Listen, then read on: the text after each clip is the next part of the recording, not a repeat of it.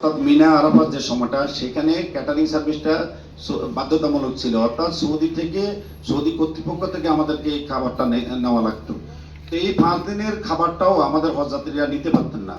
তাদের যে রান্না যে স্টাইল, আমাদের হজযাত্রীদের যে রুচিবোধ, এটার সাথে সামঞ্জস্যপূর্ণ নয় এবং হজযাত্রীরা এই 5 দিনের খাবার খেয়ে তারা অসুস্থ হয়ে পড়েন। এই বছর তারা নতুন করে ঘোষণা দিয়েছেন যে মক্কা মদিনায় যে সময়টা থাকবে, অর্থাৎ 1 মাস থেকে 40 দিন যে সময়টা থাকবে, সেই সময় তাদের খাবারটা নিতে হবে।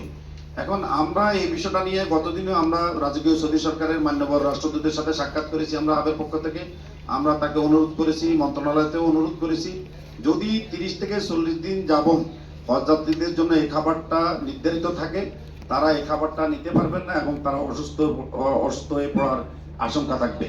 আমরা সেই কারণে অনুরোধ করেছি যে আমাদের হজযাত্রীদের খাদ্যাভ্যাসটা বিবেচনা করে যাতে মক্কা মদিনায় সৌদি ক্যাটারিং এর খাবারটা যাতে বাধ্যতামূলক না করা হয়।